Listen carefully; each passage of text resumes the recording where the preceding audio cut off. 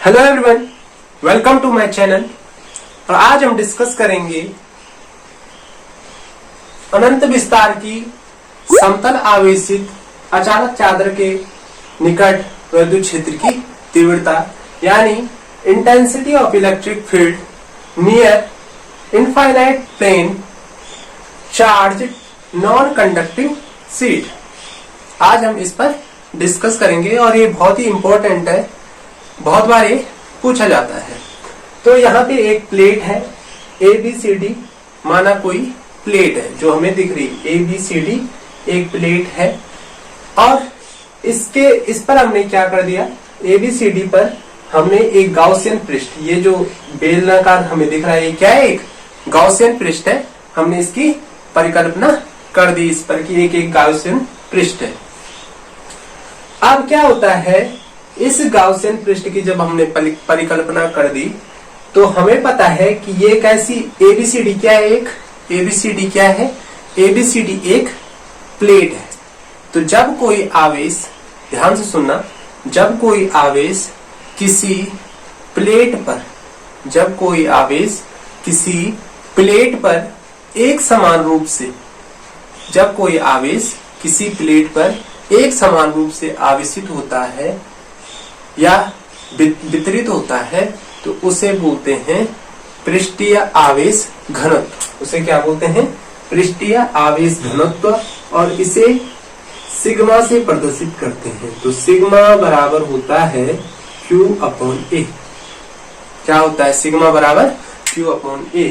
यानी इस प्लेट पर प्लस Q आवेश, यानी यहाँ यहाँ यहाँ यहाँ यहाँ क्या है, एक समान रूप से जो चार्ज है वो वितरित है। तो प्रति एकांक यानी प्रति एकांक क्षेत्रफल पर जितना आवेश वितरित होता है उसे बोलते हैं पृष्ठीय आवेश घनत्व। और पृष्ठीय आवेश घनत्व को सिग्मा से प्रदर्शित करते हैं। तो सिग्मा बराबर होता है Q/A।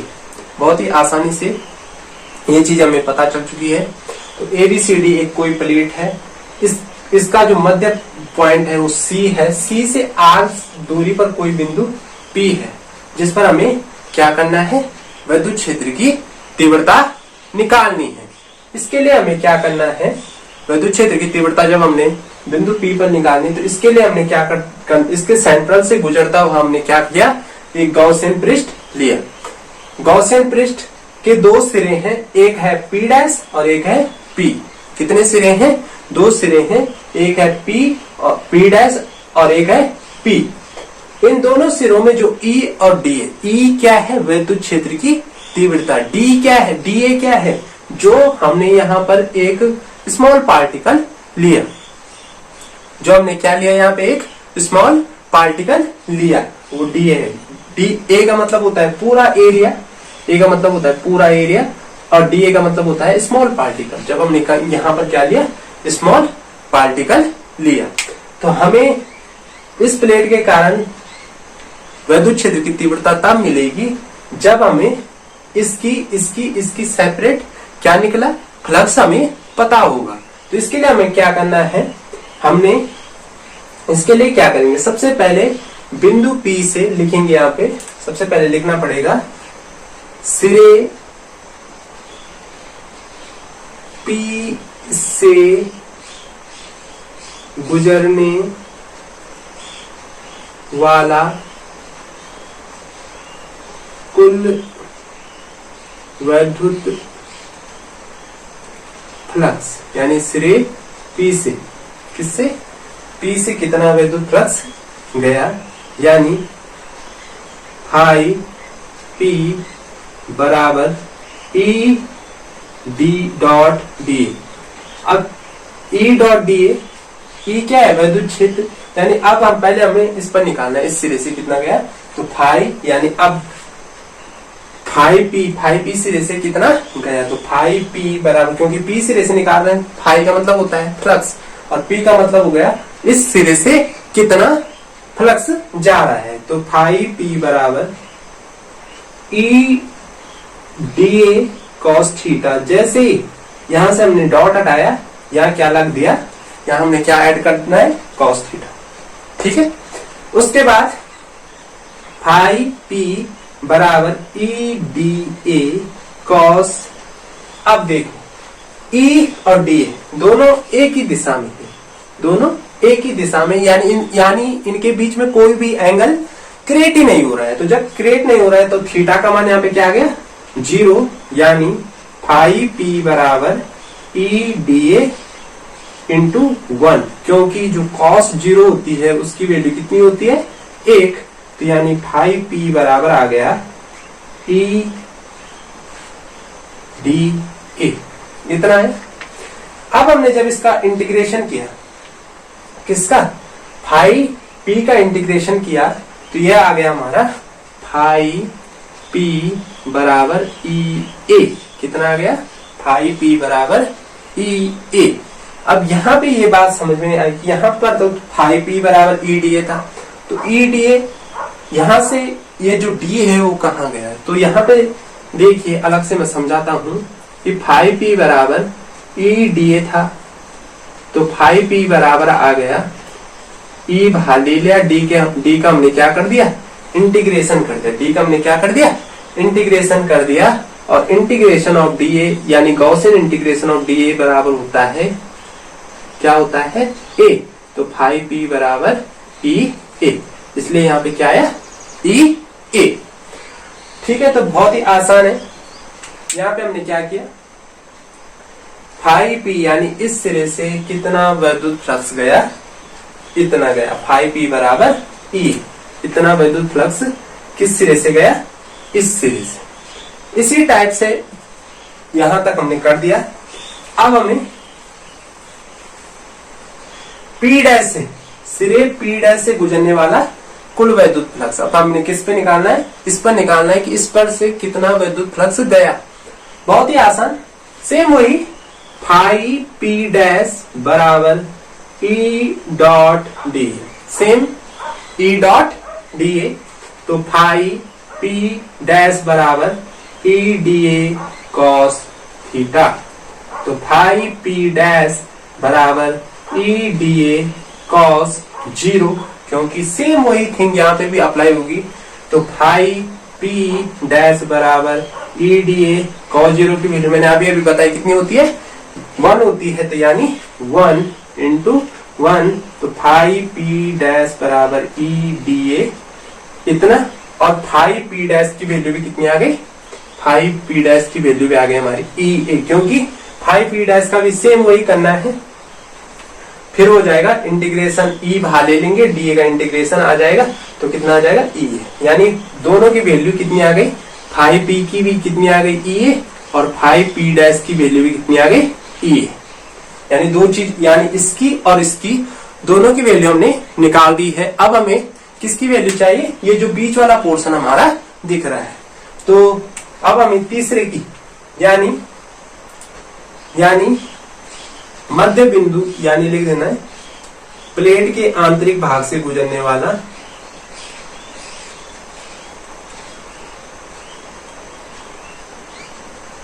भाग से गुजरने वाला कुल विद्युत फ्लक्स। हमेशा और हमेशा याद रखना, इसको भी आप मिटा देते, इसकी कोई जरूरत नहीं है, कि जब भी किसी भी सेंटर में, किसी भी प्लेट की या किसी के भी सेंटर में जो आवेश होता है यानी फ्लक्स का मान होता है, उसकी क्वांटिटी होती है 0, यानी जो बीच वाला पोर्शन है उससे कितना गया फाई सी बराबर 0। ठीक है, यानी हमने सेपरेट करके यानी अलग अलग करके इन तीनों की वैल्यू निकाल दी। इस सिरे से गया फाई पी गया ई ए, इस सिरे से यानी फाई पी डैश गया ई ए, और यहां से कितना गया फाई सी गया हमारा 0। अब हमें इस टोटल पूरे जो हमने गॉसियन पृष्ठ निकाला, गॉसियन पृष्ठ था जो, उसमें से कितना इलेक्ट्रिक फ्लक्स गया ये निकालना है। तो इसके लिए क्या करेंगे, अतः लिख देना है, अतः संपूर्ण पृष्ठ से गुजरने वाला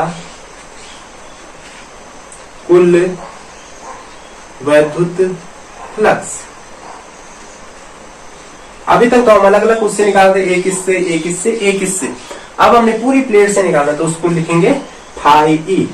तो फाई कब निकलेगा, जब हम फाई पी धन फाई पी डैश धन फाई सी, यानी तीनों को जो अलग अलग सिरों से हमारा क्या निकला, इलेक्ट्रिक फ्लक्स निकला, उनको हम क्या कर देंगे, ऐड कर देंगे, तब हमारा क्या निकल जाएगा, फाई ई।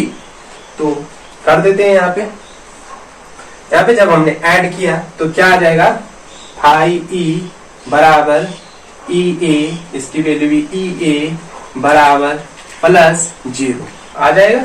तो यानी यहाँ पे आ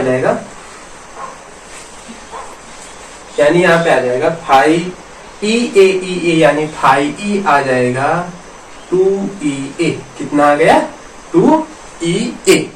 बहुत ही आसान, इससे आसान नहीं हो सकता है फाई, क्योंकि ई और ये कितने हो जाते हैं, 2EA, यानी फाई बराबर आ गया हमारा 2EA।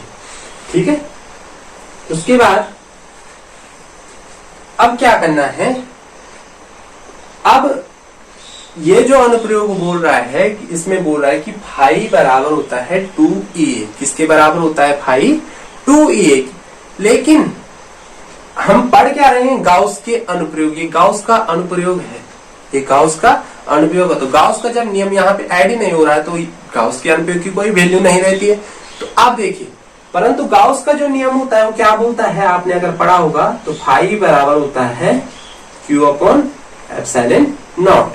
ये तो बोल रहा है कि फाई बराबर 2E होता है, लेकिन जो गाउस का नियम है वो ऐसा नहीं बोलता है, वो बोलता है कि फाई बराबर क्या होता है, Q अपॉन एप्सिलॉन नॉट। यहां से हम Q की वैल्यू सेपरेट निकाल देंगे, तो हमें पता है कि सिग्मा बराबर, मैंने अभी बताया क्या होता है, Q अपॉन ए। सिग्मा बराबर क्या होता है, जो पृष्ठीय आवेश घनत्व होता है वो क्या होता है, Q अपॉन ए।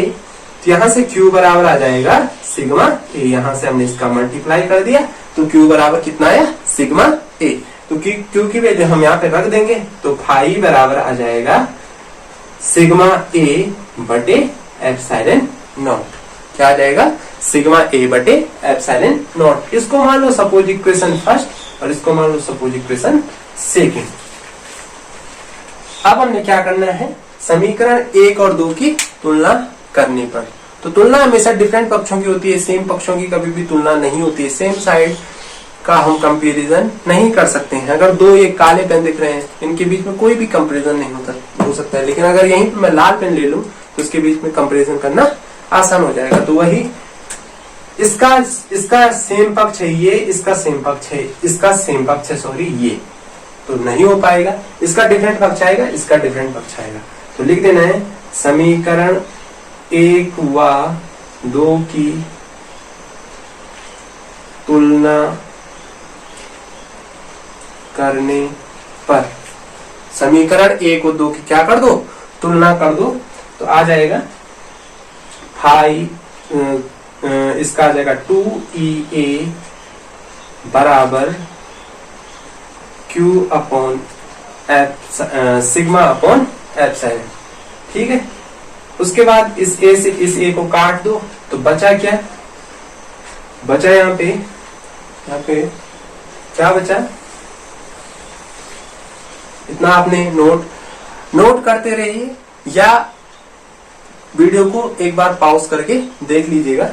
तो 2EA, तो आ जाएगा 2E बराबर सिग्मा अपॉन एप्सिलॉन नॉट। अब क्या हो जाएगा, यहाँ देखिए E बराबर सिग्मा अपॉन 2 एप्सिलॉन नॉट। और यही होता है विद्युत क्षेत्र की तीव्रता किस पर, प्लेट पर। न्यूटन पर कूलम इसका मात्रक होता है। तो आज की वीडियो बस यहीं तक थी, मिलते हैं किसी अगली वीडियो के साथ। तब तक खुश रहिए, एंजॉय करते रहिए और इस वीडियो को ज्यादा से ज्यादा शेयर कीजिए। धन्यवाद।